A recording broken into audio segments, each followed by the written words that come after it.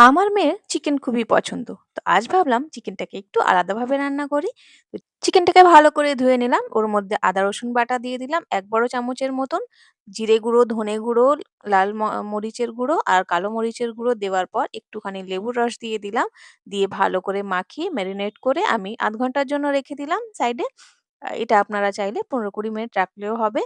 এটাকে ভালো করে মেরিনেট করে নিলে একদম জুসি তৈরি হয়। তো আমি সাইডে রেখে দিলাম। এখানে আমি কিছু সবজি নিয়ে নিলাম। আমার কাছে যা ছিল আপনারা এইভাবে করতে পারেন। দারুণ লাগে খেতে। তো পেঁয়াজ ২-৩ টে আমি নিয়ে নিলাম। এইভাবে ছোট, ছোট টুকরো করে কেটে নিলাম। দুটোই করেছিলাম, পুরোটা করিনি। আর এখানে কিছু ক্যাপসিকাম আমার কাছে ছিল। সবুজ, লাল আর হলুদ ৩ টেই ছিল বলে আমি ৩ টেই নিলাম। আপনাদের কাছে যেকোনো একটা থাকলে সেটাও নিতে পারেন। কোনো অসুবিধা নেই। ব্যাস এগুলো ছোট, ছোট টুকরো করে এইভাবে ডাইস করে কেটে নিলাম। এবার একটা কড়ার মধ্যে অল্প তেল নিয়ে এগুলোকে একটু ভেজে নেব। ১ম এ পেঁয়াজটাকে করে নিলাম। আর তারপরে বাদবাকি সবজিগুলোকে দিয়ে একটু সটে করে নেব যাতে করে এর মধ্যে কাঁচা স্মেলটা না থাকে। তো এইভাবে একটু করে নেবেন, ভালো লাগবে খেতে।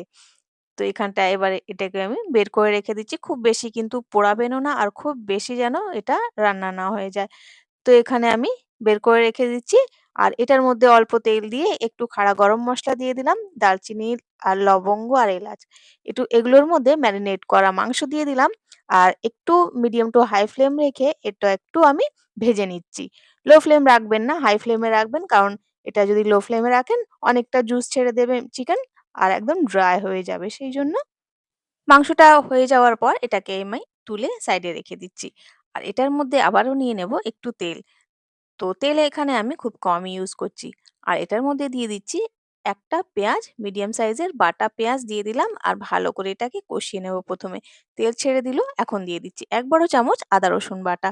আদা রসুন বাটা দেওয়ার পর এটাকে ভালো করে আমরা ভেজে নেব, কিছুক্ষণ কষিয়ে নেব যাতে এটা ভালো করে কষানো হয়ে যাবে। তারপরে আমরা দিয়ে দেব এটার মধ্যে একটা বড় সাইজের টমেটো বাটা।